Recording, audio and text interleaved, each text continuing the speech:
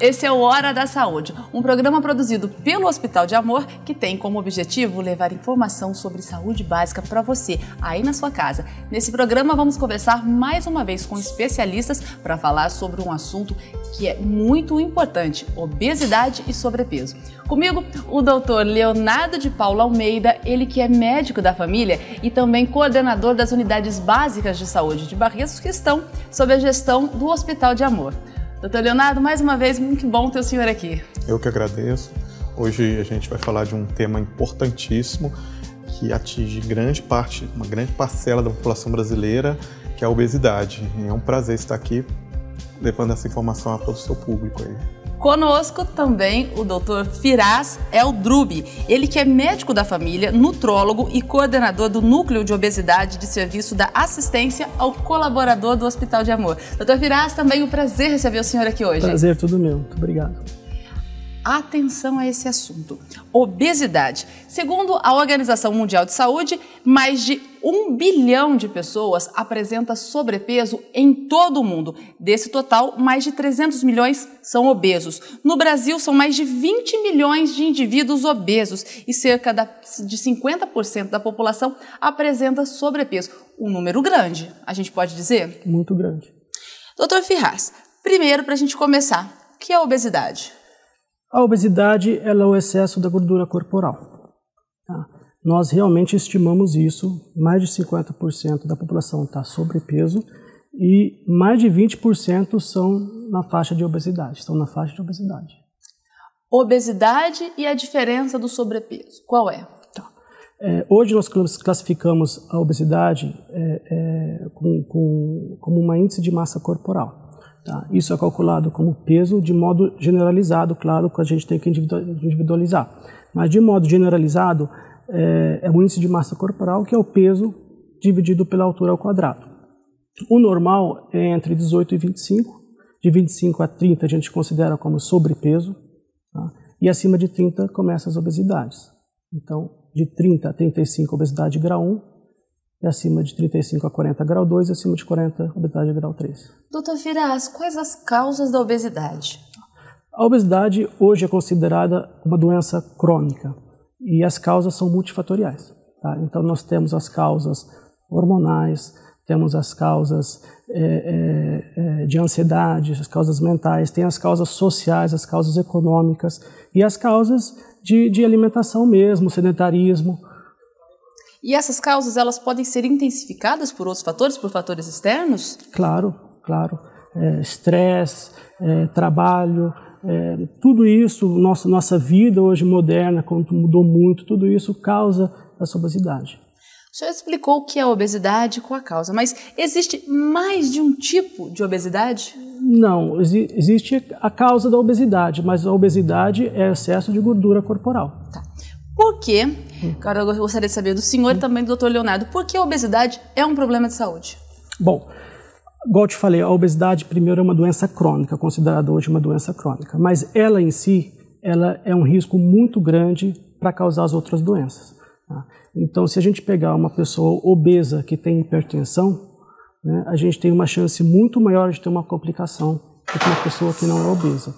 Assim como se a gente tem uma pessoa obesa que tem diabetes ou que tem qualquer outra doença crônica junto, a gente tem uma chance de ter um agravo de saúde, uma complicação muito mais grave. E é um problema que merece atenção, doutor Leonardo. Sim, e começa na infância, né? O erro alimentar dentro da casa, as condições econômicas, socioeconômicas que o próprio Firas trouxe, culturais. Tem pessoas que acostumaram a comer uma certa alimentação desde cedo, e é difícil mudar o estilo alimentar da pessoa. E se você não acompanha desde o início, desde a infância, quando chega na fase adulta numa obesidade em grau 3, igual o Firas falou, fica muito mais difícil da gente cuidar, porque não implica só em falar com o paciente ter que emagrecer, é mudar totalmente o estilo de vida. Mudar o estilo de vida, a gente pode dizer que a obesidade é uma doença moderna?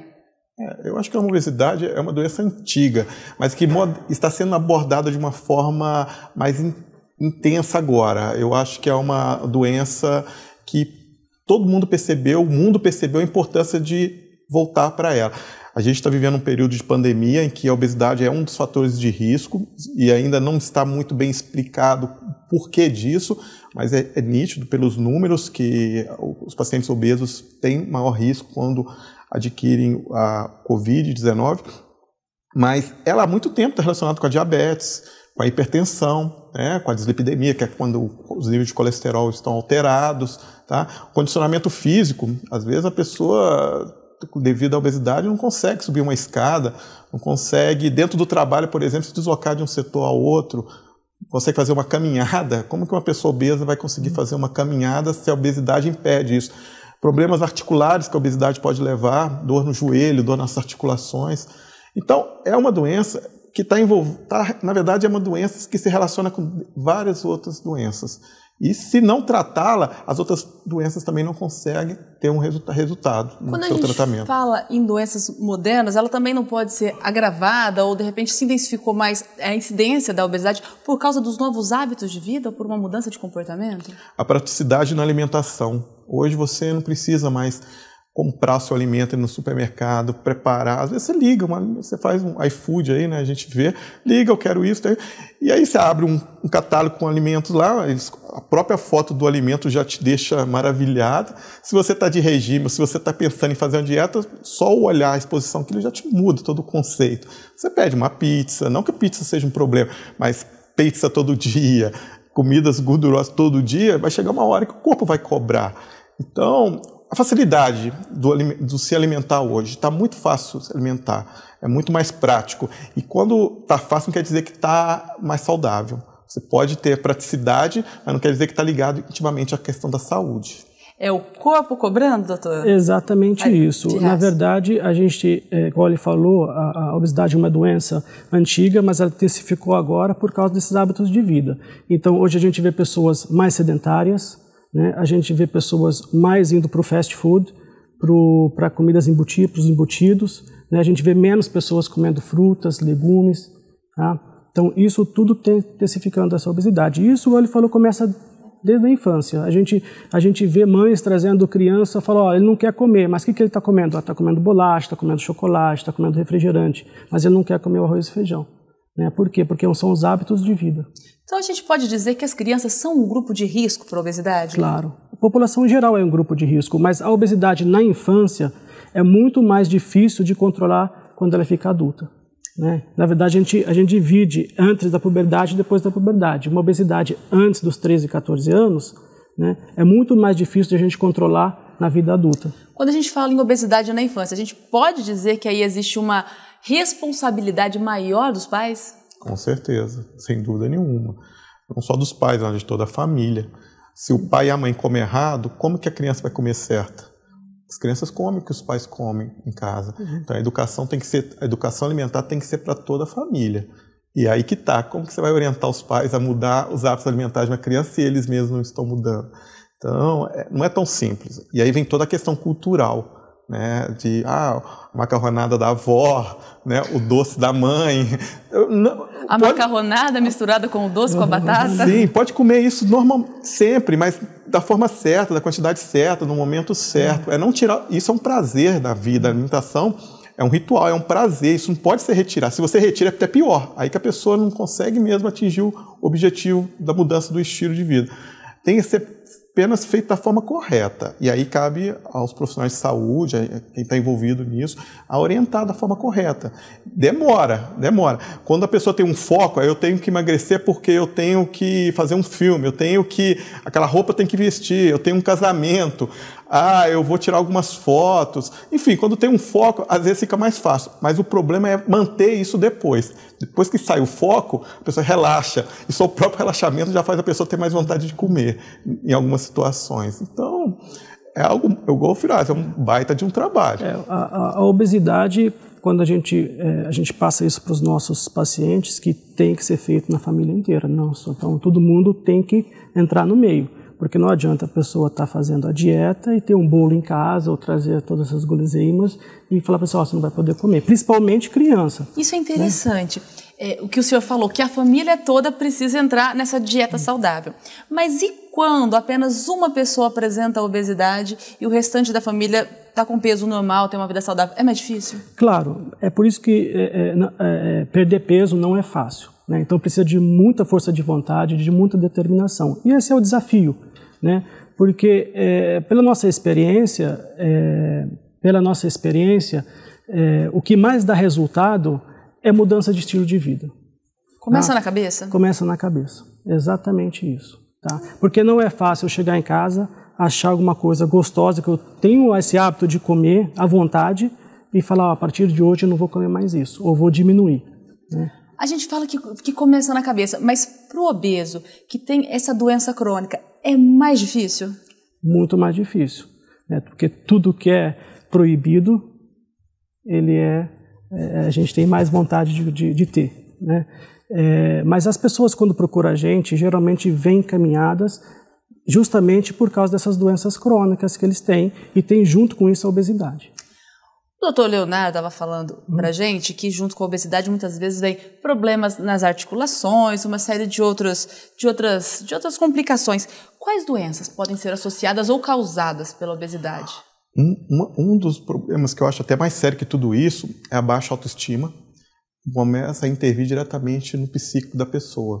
Tá? A pessoa tem um afastamento social, não quer sair, não quer ir numa festa, na empresa, no local que trabalha, não se relaciona bem porque não se sente bem com o próprio corpo. Então isso começa a gerar até problemas psíquicos, uma depressão, uma ansiedade, que acaba fazendo com que a pessoa coma mais.